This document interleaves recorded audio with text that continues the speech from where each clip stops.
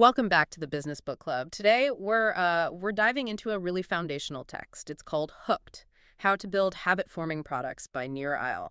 It really is a blueprint, isn't it? Yeah. It completely changed the game for how people think about user engagement. The core idea is, well, it's simple, but so powerful. Build a product your users turn to without even thinking. And they really do. I mean, the stats are just staggering. I saw one that said 79% of smartphone owners check their phone within 15 minutes of waking up. 15 minutes. And other estimates say we check them up to 150 times a day. Exactly. We are, for lack of a better word, hooked. And that's not an accident. It's by design. So what we're going to do in this deep dive is pull back the curtain on that design, on Eyal's hook model. It's this four-phase process that companies use to engineer our behavior. Okay, so before we jump into the model itself, what do we actually mean by a habit here? That's a great place to start. In this context, a habit is what cognitive psychologists call an automatic behavior. It's something you do with little or no conscious thought, usually triggered by some kind of cue in your environment. And for a business, creating that automatic behavior, that's everything. It's not just a nice bonus. No, it's survival. For so many digital products, it's the core of their economic value. A user who has a habit around your product is just fundamentally more valuable. Right, because their customer lifetime value, the CLTV, just goes through the roof. Absolutely. And it gives companies this incredible power, like pricing flexibility. I think it was Warren Buffett who said you can judge a business by how much agony they go through when raising prices. And if your product is a habit, there's very little agony. Almost none. Look at Evernote. They had this thing they called the smile graph. Early on, maybe 0.5% of users would pay for premium features. Just a tiny fraction. But after a few months, once using it became a habit, that number jumped to 26%. The product went from a utility to, well, a necessity. It became part of their workflow, their thinking process. Precisely.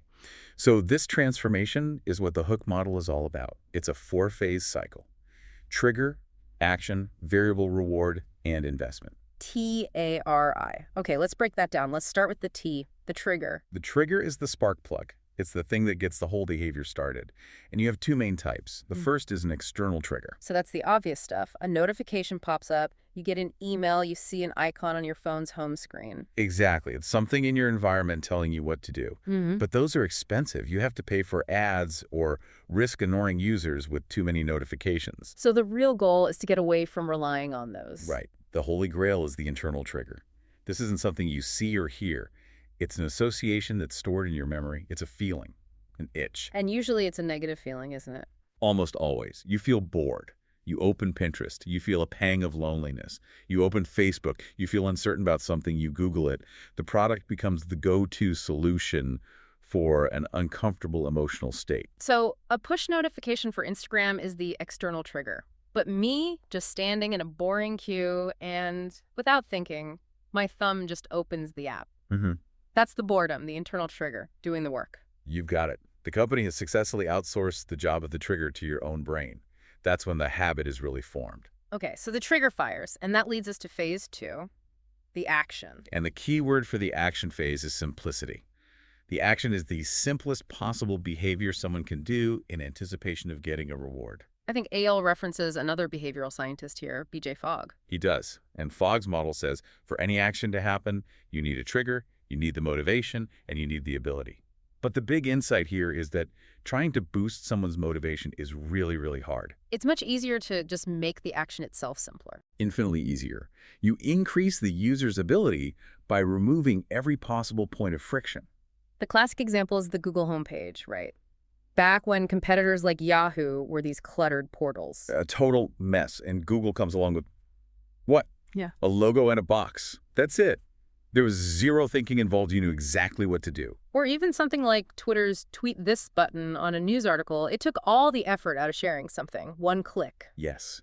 Every step you remove, every bit of friction you eliminate, you are paving the road to that habit. And that simple action leads you straight into phase 3. This is the one that really feels like the engine of the whole model. The variable reward. This is where the craving is created. Yeah. And the word variable is everything. A predictable reward gets boring fast. You know the fridge light will turn on when you open the door, so you don't get a craving to open it again and again. But unpredictability, that spikes dopamine in our brains. It makes us want to hunt. It does. And Eyal breaks these variable rewards into three types. The first is rewards of the tribe. Social validation. Exactly. The unpredictable number of likes on a post, the content of a comment, a new follower. You pull to refresh your feed to see what social rewards might be waiting for you. Then you have rewards of a hunt. This is about resources or information. It's the slot machine. It's endlessly scrolling through a news feed or Pinterest, hunting for that one interesting article or that one cool product. And the last one is rewards of the self. This is about intrinsic satisfaction, mastery, competence, completion. Think about the feeling of leveling up in a video game. Or, for some people, the pure bliss of getting to inbox 0. I'm still chasing that feeling. We all are. But the key for a product to last is what Eyal calls infinite variability. A TV series ends. A game can be completed. But a feed of user-generated content, like on TikTok or Twitter, that's new forever. It never gets old. Which leads us to the final and maybe the most clever phase of the model. Investment. I think it is the most clever part. This is where you, the user, are asked to do a little bit of work. You put something of value into the system: time, data, effort, reputation. And you're not doing it for an immediate reward. You're doing it for a better experience down the line. Exactly. And this investment does two critical things. First, it stores value in the product. Making it harder to leave. Of course. If you spent years building your iTunes library or curating your follower list on Twitter or meticulously filling out your LinkedIn profile, the idea of starting over on a new platform is painful. The switching costs are huge. You're invested. You've got skin in the game. Right. And the second thing the investment does is it loads the next trigger. It sets up the next cycle of the hook. What's a good example of that? A task management app, like any .dodo. When you set up a recurring task or give it access to your calendar, that's an investment. The app then uses that investment to send you a perfectly timed external trigger, like a notification after a meeting, prompting you to come back and add a follow-up task. So your investment powers the next trigger, which leads to an action, which gives a reward, which prompts another investment. It's a self-perpetuating loop. That's the hook. So if you're an entrepreneur listening to this, what are the big takeaways? How do you actually use this? Well, the first thing to understand is that habits create a powerful competitive advantage, a moat. Old habits die hard, so a new product can't just be a little bit better. Eyal says it needs to be up to 9 times better to get people to switch. Wow, 9 times. That's a huge barrier. Explains why things like the QWERTY keyboard layouts stick around, even if they're not the most efficient. Habit is incredibly powerful. The other big takeaway is the idea of products moving from vitamins to painkillers. Okay, explain that. Many products start as vitamins. They're nice to haves. They solve a mild emotional itch. Think about Facebook in the very early days. But once the habit is formed, the product becomes a painkiller. Because not using it becomes painful. Exactly. The absence of the product creates the itch. The anxiety of not knowing what's happening on your feed, the frustration of not having that tool you rely on. It's no longer a nice to have, it's a must-have to feel normal. And that's the point where value really explodes. But this all sounds, well, a bit manipulative. There has to be an ethical dimension to this. Absolutely. And Eyal is very clear about this. He argues that the most successful and ethical companies are what he calls facilitators. Meaning? Meaning, they only build products they would use themselves, and crucially, they genuinely believe their product materially improves users' lives. So it's about solving a real problem, not just creating a compulsion. Right. A great example he uses is the Bible app. It uses all the parts of the hook model notifications as triggers, bookmarking as an investment. But his goal is to help people form a positive, meaningful habit of daily reading. The founder's mission was to facilitate something good. So to wrap up, the model is really a framework for connecting a user's problem, that internal itch, with your solution, over and over until it becomes automatic. That's the essence of it. So if you're building a product, the 2 big questions to ask yourself are, what itch are you actually scratching for your user? And how can you make the act of scratching it as simple and rewarding as humanly possible? Perfect. And maybe here's a final thought for you to chew on.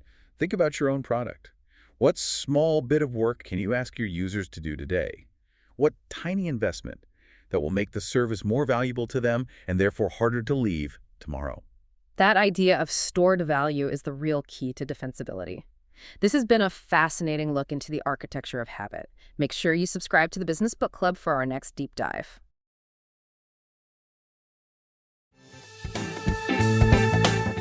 Now, that's a wrap for this episode of the Business Book Club. If you enjoyed the ride, Make sure to subscribe so you'll never miss our next deep dive. Got a favorite business book you'd love us to explore? Let us know. We're always up for a good read. And hey, don't keep all these insights to yourself.